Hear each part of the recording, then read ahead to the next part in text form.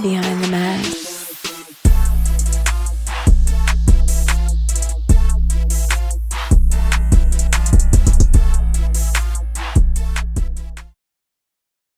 What's happening, bro? We got a special guest today on Radio Row at Super Bowl. My man, Eric Reid, has finally came out, man. Good to see you, my brother. You as well, man. Long time, great LSU. Love watching you play for my 49ers, man. Obviously out of the game now. You're supporting your brother. Yes. Plays with the Chiefs. So what's good, man? What you been up to? Man, I've been at home loving on my family. You don't realize how much time you have to sacrifice with your family when you're playing until you're done and you're home all day. And it's like, yo, I've been missing out on this for years. And so I'm thoroughly enjoying being with my wife and children. Good stuff. That's the transition. Has it ever been a time to where you like, man, I kind of miss that locker room though? Definitely. So, mentally, I'm like, man, I need to get back out there. My joints, hey, man, it's time to go ahead and leave that in the past. Leave that in the past, man. So, yeah, but no, I definitely miss the game, miss the sport. I mean, you spend your life playing it. Yeah. Honing your craft, hanging out with the fellas, building something, achieving something. And then, it's tough. And you guys know when you hang it up or when it ends, especially when you think you got more in the tank. Yeah. It's difficult. But, hey, life goes on, and, I'm doing other things now, and that I'm really excited about. So talk about the beginnings. And the beginnings, I'm talking about college football. Obviously, LSU guy. I got to give me my little Ole Miss props here, Auburn guy right here. But the beginnings in LSU, we're talking about the rivalries and the difference in college football back then. SEC, the difference in college football then compared to now. I just do a little head wag when people talk about other conferences and how they're better. And I'm like, yo, we were talking kind of pre-show, like at any given moment, you got to face an Auburn, an Ole Miss, an Alabama, a Mississippi State, a Florida, Arkansas, week in, week out, guys that on any moment there's 10 or 15 NFL-bound players on the field. Every week. In the SEC, and that's just normal. And then it's like a week off for us when you go and you play a different conference. a different conference. Look, I'm not going, throwing no shade on anybody else. Like, hey, man. But that's what it is. It's true. That's the reality. I just got back into it, 2 years now in, working with ESPN SEC Network, and I see it all the time, and I hear the chatter too. But I'm like, guys, you got to look at the schedule. The competition on the west, east side now, it's all coming together as one, which what I think is going to make the SEC that much better, because we still keep the rivalries intact, but now you will see some different crossover play. You will see a Georgia coming to now Texas. All of this, man. I'm excited about Texas, especially, I live in New Orleans now, to see the young man at Texas. I think everybody's excited when he gets his opportunity. But for Texas to come, the conference is getting stronger. And so I don't know. What's the streak now? I think there's a time where the SEC had won like 7 or 8 or 9 championships. Championships, and then we just so we weren't represented in the championship this year. That's what it was. The streak was broken this year. We talked about that. We squabbled that. We were boo-hooing a little bit. Because if you weren't in it, at least the SEC ruined. Right.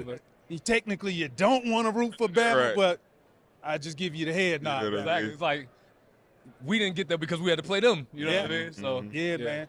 But let's go back to a few years ago. It seems like a few years ago. Your pro career, ended abruptly. And we got to address the elephant in the room. Everybody was wondering, like, man, when is Eric Reid going to come back and play? And a lot of it stemmed off of you taking the kneel. You and Cap was the first 2 guys that started doing it. Life changed for you. Can you talk about the frustrations and that process and kind of leading up to just the exit plan to when you knew, like, man, it's finally over? Yeah, so as you guys know, being in a sports environment, in a locker room, it's always been ingrained and instilled in you to be a leader, to be a role model, to help the people around you, to lift people up. And so it was a very easy decision for me when that moment came to take a knee, because that's what I've always been taught to do, was to speak up for other people, to be a role model, to be a leader, to do what was right. And as you know, being in the community in athletic careers, that's what we do. Yeah. And so I saw it as an opportunity to do something that we had always done as athletes and role models in our community, which was help people. I grew up, well, in college, social media was just starting to boom, right? Facebook, Instagram, and Twitter were just coming out. That was 2010. But now I'm in the league living my dream. I get drafted in 2013. By 2016, you just see all these police-involved killings, all these murders happening. It's in your face. Like, it's just there all the time. And so the opportunity for me was just, hey, why don't I do what I've always done and speak up for somebody that can't speak for themselves? Right. And so, you know, I decided to take a knee.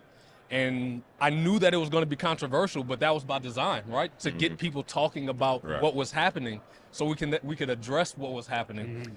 I did not think that controversy would put my career in jeopardy, but hey, in a sense, mission accomplished, because a lot of people were forced to discuss what was happening and do something about it. I think what I appreciate is that people outside the locker room don't realize that if you're blessed enough, you live many more years outside of the locker room than you do inside the locker room. So people will remember you for the impact you've had on them off the field, as opposed to your last interception, your last sack, your last tackle. That's commendable. That's amazing. But as an athlete, you still want to be loved. You still want to be recognized for what you did on the field. Talk about the misconception from the outside world of people, how you were treated. I know the emails came through. You talked about social media coming through. How that was directed to you when the misconception was wrong in terms of the reason of what you were doing. That is the particularly frustrating thing for me. People try to discredit what Colin and I were doing by saying we weren't performing well, which is so contrary to what was actually true. Like, my last season, I broke 2 records, and I got cut after that. And so, you know, me and my agent did the research, and we couldn't find another instance in the history of the game where there's an athlete that broke multiple records and then not only got cut, but never played again. So the misconception that, you know, we weren't performing on the field was a crazy thing. But hey, you know, I don't dwell on it.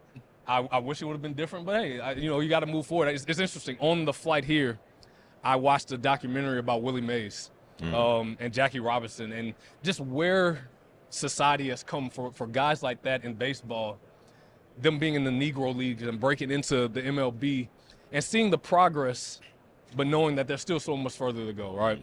We've obviously, in our sport, have taken it over. Recently with the quarterback position, that was something that they said we couldn't do, right? We're not smart enough to process information fast enough to play that position, but now, you know, it's very normal, and that's amazing. And we have to keep pushing for through that next ceiling, which is the front office, the coaching, the GMs, and eventually in the ownership. So, you know, I'm grateful for my path. I'm grateful that I was able to do something that I think helped people, and I'm going to continue doing that. Yeah, it definitely was a memorable moment. And I'll just speak more so in terms of, I'm a big social activist guy. I benefit off of what you guys started. And I'm talking about the Players Coalition. Like, all of that kind of developed because of what you guys did to bring attention to all of the matters that was happening in the Black community. So I salute you on that. And as a former player, I know a lot of people, they would ask us like, man, I know you're not playing, but what would you do? And it really just took me back, and I just had to sit down and think, like, imagine people booing you. Just imagine people just ripping you every time you get up or you get on TV or whatever. Man, I commend you for it, man. Well, and definitely supported that too. Thank you. And the thing that kept me grounded in those moments when we were being villainized was I knew that I wasn't lying about anything, right? I knew what I was witnessing was true. People were dying in traffic stops. People were being discriminated against. It was happening. I had experienced it myself growing up in the South. And so I knew some people didn't understand, but I also knew that I wasn't lying about it. I also knew that my experience was true. I also knew that there are people who supported me in what I was doing. There was a whole other misconception that we somehow hated police in the military.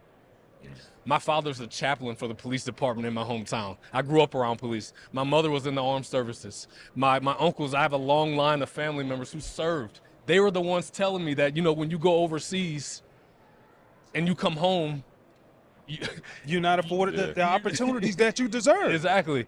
And so it's the people around me who kept me grounded when I knew their stories, and my grandfather and my father telling me what it was like growing up in Maryland, which is the North, where people think that there wasn't racism, but no, it was very real.